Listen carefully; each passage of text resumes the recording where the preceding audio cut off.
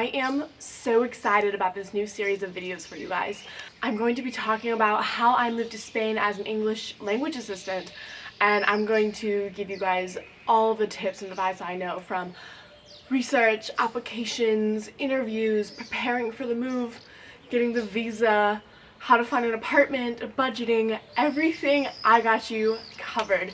But obviously it's a lot of information, so this video is going to be split up into quite a few parts. So this is the first part, and this is about research and applications. So I know I'm a little late with this video. This video is going up in May, and a lot of people have already applied and gotten their placements and stuff. So my future videos talking about how to prepare, how to get ready for the move, budgeting, learning Spanish, all of that will be in the next part. So if you have any questions about those particular subjects, go ahead and leave your questions in the comment section down below. This video, part 1, is just about research and applications, and I want to tell you a little bit about my story.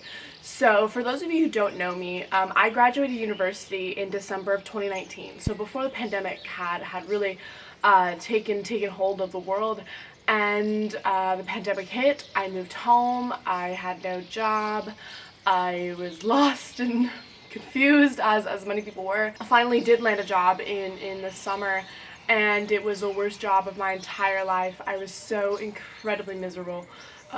It was just a 9-to-5 marketing sales job, and I was miserable. That summer was the worst I'd ever felt. I was commuting 3 to 4 hours a day to a job I hated, and it was awful. So yeah, after about 3 months I quit. One of my friends had told me that there was a program here in Spain that was looking for language assistants for January, and this is like September this time, October, beginning of October, and I was like, you know what, I'm gonna apply.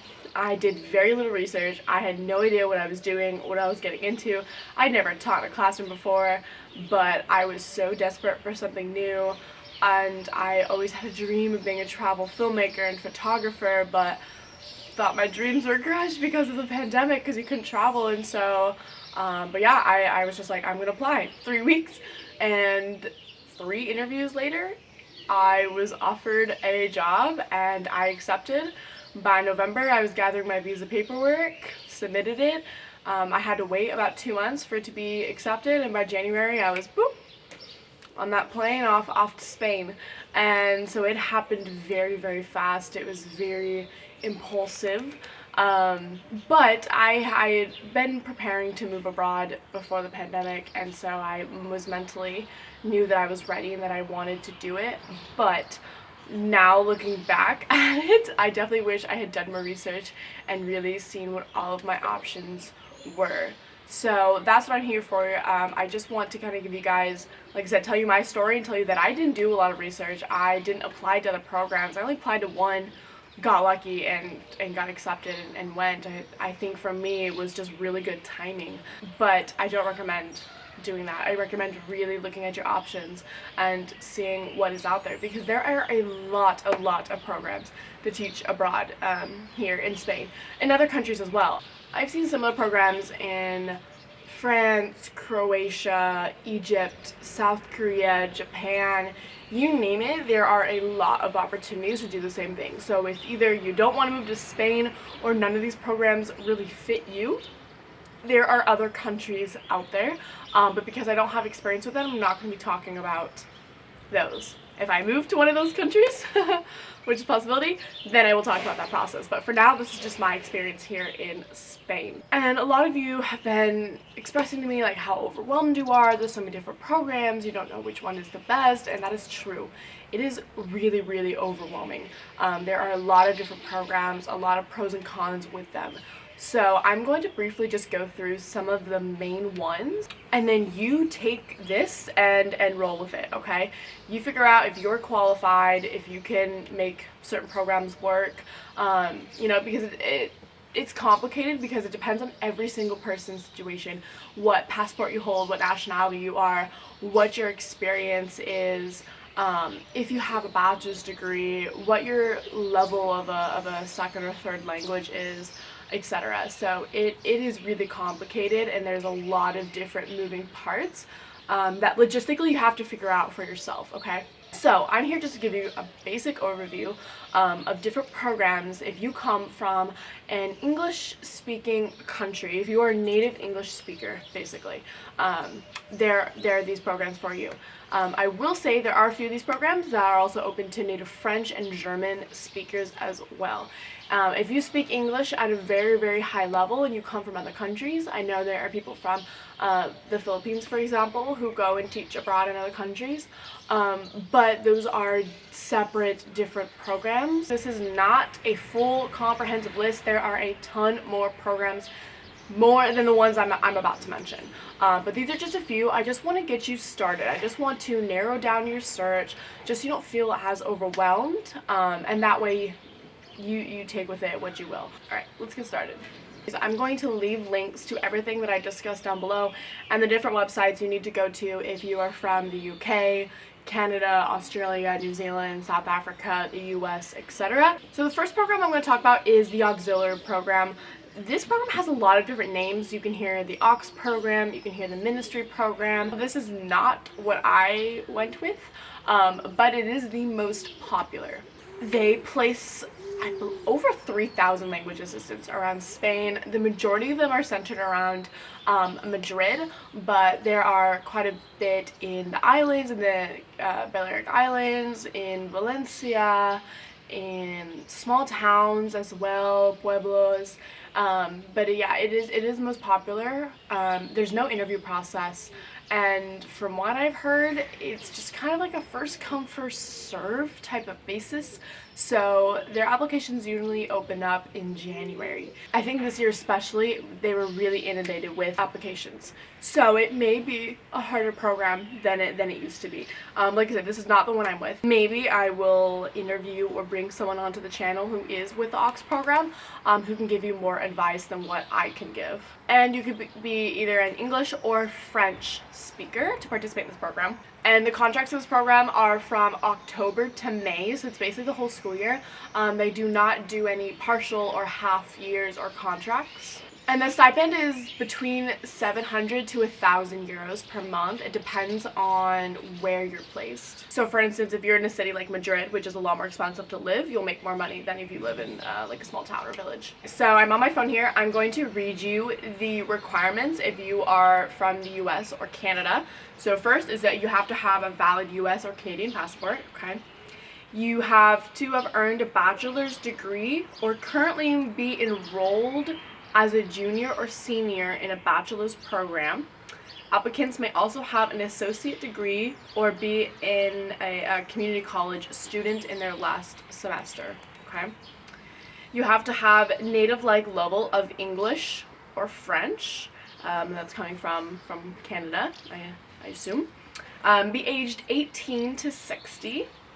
Have a basic level of Spanish, though from what I've heard, this requirement is not very enforced because they don't want you to speak Spanish at all.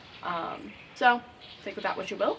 And then just have a clean background check, okay? So those are the requirements for the auxiliary program if you come from the US or Canada. And you can also do this program if you are from the UK as well. Additionally, for those of you from the UK, there is a program called the British Council, and I know they also place language assistants around Spain. The next program I want to talk about is Meddeas. So Meddeas is the company that I am with. My first contract is from January to May, and then I'm renewing, so I will be with Meddeas again from October to June of this next school year. With Meddeas, there are interviews, so it's more specialized. It is narrowed down more. There are less people that get in, and the pay with Meddeas is more in the middle.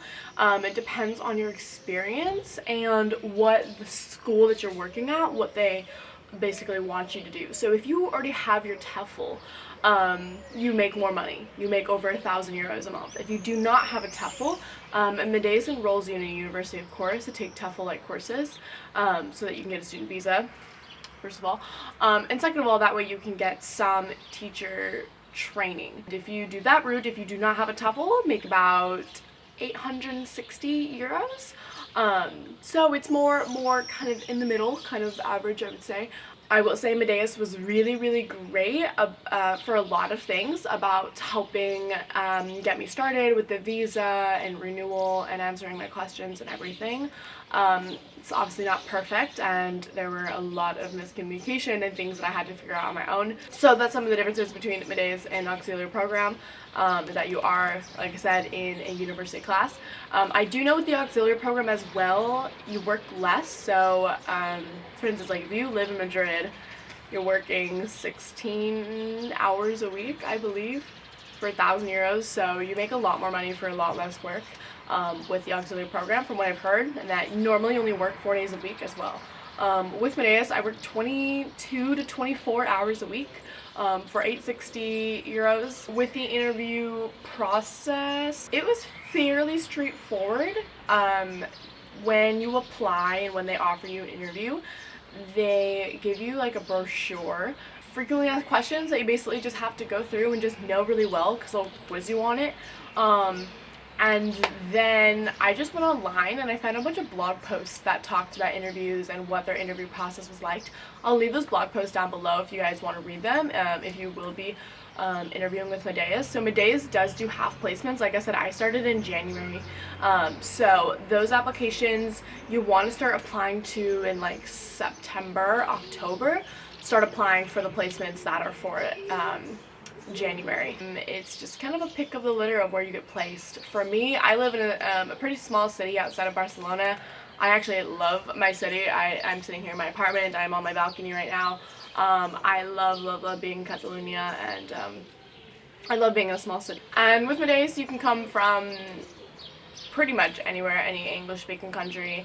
They also allow for French and German speakers as well. And then with Meddeas, like it depends on your experience, and so there are 3 different levels or groups that they place their assistants in. So the first one is the speakers program, and this one you can have any degree or university students or gap years. Okay, so this is a lot more accessible to more people.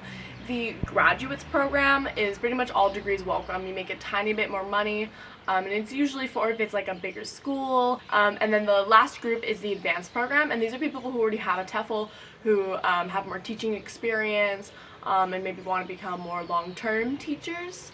Now there are 2 more programs that you should check out, and that's Beta and CIEE, but they're basically very similar to the other ones. Okay, so with Beta, B-E-D-A, they are more open to people who have a native level or really high advanced level of English who do not come from English-speaking countries. Again, with Beta, you work between 18 to 24 hours, so about the same as the auxiliaries program and Meddeas. Oh, and then I want to talk about fees. So the auxiliaries program has no fees. Meddeas has a very high deposit fee, and I will say it is probably the thing I dislike the most about Meddeas. Is that they have an 860 euro deposit. It is very high, and they basically hold that deposit over your head so that you cannot do anything wrong, or they will take money from your deposit. It is really stressful, and I do not like that. Beta also has a deposit. It is a 185 euro deposit. And then CIEE is more like a program where you pay for and you could study abroad in a way. And normally you'll have someone at your school that you can contact and get help with. And then some of the programs, it varies on whether or not you live with a host family, whether you live on your own. That is completely up to you and your preferences. I hope this kind of helped narrow down your search, or at least I give you 4 programs you can go research and figure out if any of these will work for you. Like I said, it is a very individual basis about what your time constraints are, how much financially are you able to make it work. What do you want? Do you want a host family? Do you want accommodation? Do you want to be in Madrid? Do you want to be in Catalonia? Do you want to be in the south of Spain? It's very dependent on what you want and what kind of life you want to live here. I will leave as many resources and things in the description box down below so that you have a more comprehensive list. Now, if you are one of my language assistants who has already accepted a placement and you're like, okay, what do I do next? Don't worry, like I said, I have more videos coming. How to move, budgeting, traveling, just pros and cons of the job, especially if you haven't taught before like me. I didn't have any teaching experience and I definitely had to learn a lot through it. So I'll talk about that, making friends, and of course learning the language. I live in Catalonia, so I live in a very bilingual city. In fact, no one speaks English, so I've had to learn Spanish and Catalan. But overall, I'm extremely happy here. This has been a really, really wonderful opportunity and exactly what I had been looking for coming out, or starting to kind of come out of the pandemic. And I just want to share this with all of you, and I'm excited to hear your guys' journeys. So let me know in the comment section down below if you have any questions, things that you want me to talk about in the next video. If you want a quick, more direct response, Instagram is the best place to reach out to me. So my Instagram and my TikTok are both Caitlin Broniker, just like my YouTube channel, and I'm more than happy to help you. Thank you for watching this video, and I will see you next time. Goodbye. Adios. Adeo.